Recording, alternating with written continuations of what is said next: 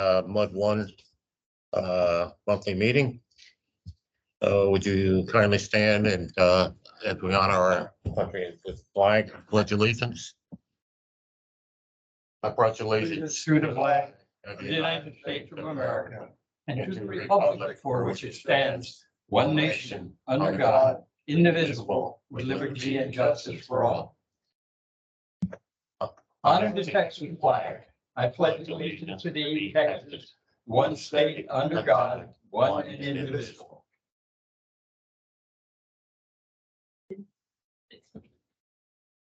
Thank you very much. I'll call the meeting to order. State law requires that we have a quorum, and that's each member to acknowledge their presence. Bob Lilac. Present. Walt Leszewski, present. Harley McIntosh. Present. Present. We have a quorum. Anybody for public comments? Okay. Item number 3, recognize Helen Bostock and Jeff Long for their years of service. We have plaques, but no recipients. So Jeff, thank you very much. Helen, thank you very much. If we agree, we'll get in touch with both of them. If they can come in, fine. If not, we'll send it to them. And we need to write a little letter if we just send it to them. And Sure. We can all sign it, or you can sign it for us. Okay. Will do. All right, item number 4, consider an act upon a request for adjustments. Mike, any requests? And this one. All right. All right, consent agenda. Do I have a motion and a second to accept the consent agenda? So move. All right, all those in favor say aye. Aye. Any opposed? All right, motion carries. I do have some questions on the financial report.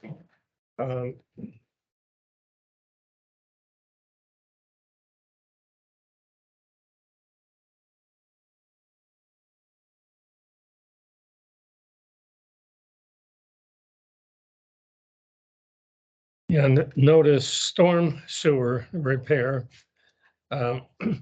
is really large for and largely for the month of April. Did we have a major problem or? It was the Wedgewood stuff. Oh, okay. Some of those bills are still coming in from the completion of that. Okay, and the same with the water distribution, maintenance repair, we had a large amount. When the lake went down, that's when we found that water leak that was just up the stream. It was a pretty Okay. significant water leak. There was a water line crossing the creek there, or the Okay, ditch. Connected east Wedgewood with west Wedgewood, okay, leaking underneath the lake. okay, That's it. okay, thank you. More. That's right. Mhm. It's fixed now. So do we have any idea what that approximate final cost might be on the Wedgewood Lake there? There were several things. There was the initial storm sewer failure. We found the lake, and then as the lake was down, we found 2 backslope drains that were also in need of repair. I can get you the total. It was $75,000-$80,000 total, I think. Okay. It was pretty big. All right, I was just curious. if there- That's our water line? Or the storm sewer? That was the total, All of the it. water line and the storm sewer. And the 2 backslope drains. Okay, but none of it was San Jacinto River. None of it was theirs. It was all ours, yeah.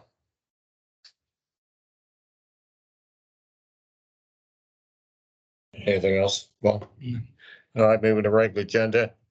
I want to change something up, since we're going to go into executive session. I'd like to move to item 13 and allows defendants and river authority to make their presentation so they don't have to hang around. And if that's all right with everybody. Call for that.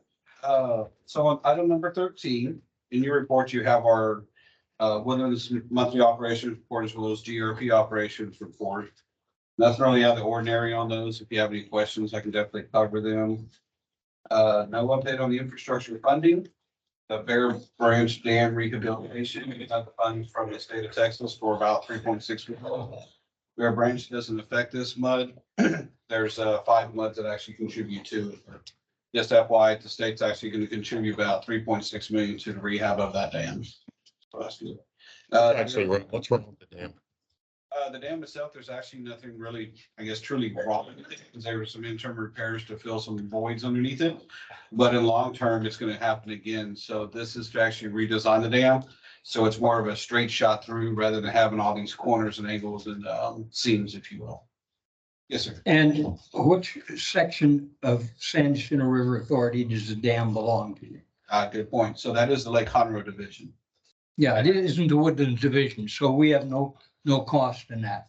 Mud one does not. There are 5 muds in the Woodlands that do, that drain into the Fair Ranch Reservoir. Okay. And does the manufacturer that you supply water to have some cost in that? This is purely drainage. There is nobody that actually gets water from this. Thank you. Moving on from the Bear Branch items, I do have the presentation of the draft Woodlands budget. If it's okay with y'all, there's all the information's in your packet beginning on page 36 and running through 60. What I was gonna do is kind of hit the highlights of it and just kind of let you know in a nutshell what we're looking at, what we're proposing. Kind of start with the timeline. There's no action this month. So in May, we present the draft budget. June, we answer any questions you have. July, we answer any questions you have, as well as we ask the MUDs to give direction to their trustee to vote at the August trustees meeting. So you have basically 3 months of Q&A if you'd like. So it is a pretty straightforward budget. Page 37 is a high-level summary. I try to take the entire budget and put it into one page. What it comes down to is the GRP division is not going to have a rate increase in FY20. So the surface water conversion fee will stay where it is now at, I believe, $3.20. The Woodlands division has a few things that have increased, mainly electrical. Utilities has increased by about 25%. Chemicals have increased by about 22%. And then the collective MUDs have requested a PR consultant to assist with the project plan that was presented over the last couple of months. So the PR consultant is about $200,000 is what's estimated for that. And then, of course, the 25%, 22% on the chemicals and utilities. The PR consultant is going to be full-time employee. I don't think it's a full-time. I haven't been in any of those real conversations. I think that's been mostly the public education committee's been leading that. So this would be a contract Yes, or a paid consultant. it would be a contracted paid consultant. I think the RFQ, when it goes out May 19th, if I'm not mistaken, do you know? 16th, I believe. Okay. So it goes out in the next, let's just say week. 19th, right. 19th. And then it's due sometime in July or June, and then it'll be scored, evaluated, and then taken to the boards. I think we'd be better off just hiring a person as opposed to paying a $200,000 contract. No, in our conversations with SRA, we feel confident that going out and getting a PR firm that is specialized in building a campaign as large as this is the better option. Now, for implementation, we've talked about SRA and WWA doing the implementation, but the PR firm would help build the campaign and structure around it. So is this a 200,000, a total budget or just for the individual? My understanding is it's a line item, budgetary item, put in the budget to potentially cover the cost of the PR firm and some of the implementation. Some of the implementation. I don't think it's been fully identified what it will be in terms of, we don't know what the overall campaign will look like at this point. Okay. But our intention is to stay under that budget.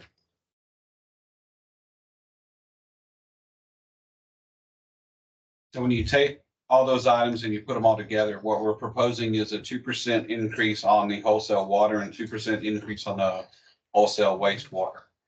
Page 37, you can see that takes the wholesale water from 273 to 278. And it takes the wholesale wastewater from 553 to 565. So just kind of recap, wholesale water 2%, wholesale wastewater 2%, GRP no increase.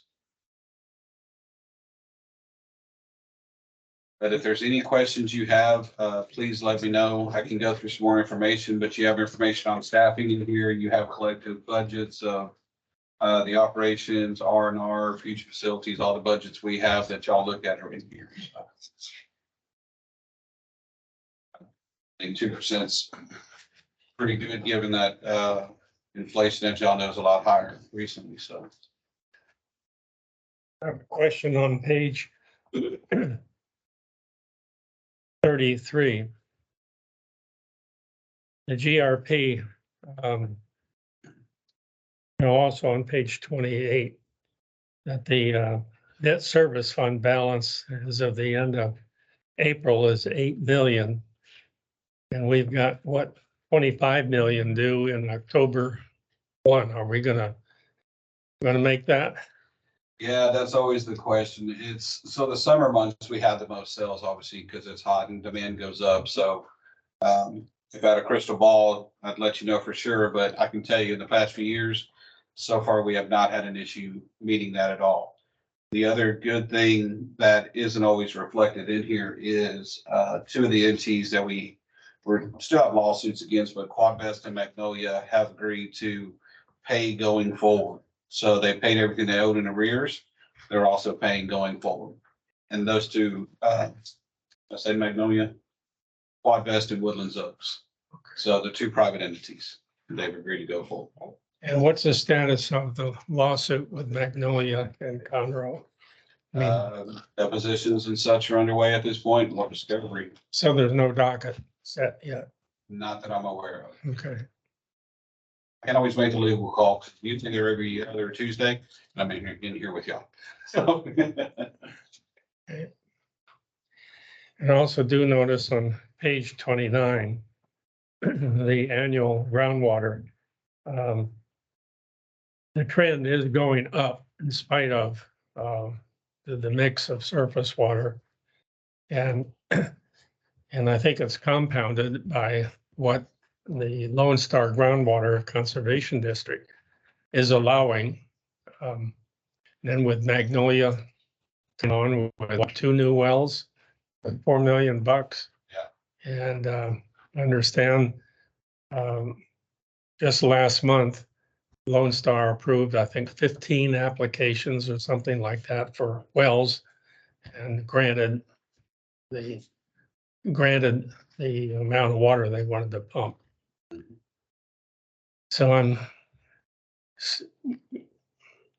still concerned, very concerned about all the groundwater pumping that's going on.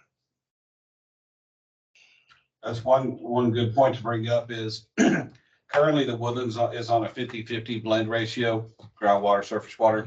Going to FY 24, we're keeping the same blend at 50-50. So doing what we can to keep at least the Woodlands pumping more surface water. That is all I have, unless you have any questions on it. No. Thank you very much. I appreciate it. All right, going back to item number 9, we're gonna recess and close session to discuss personal matters with our attorney in accordance with section 555-074 of the Texas Government Code. So you guys would please use us.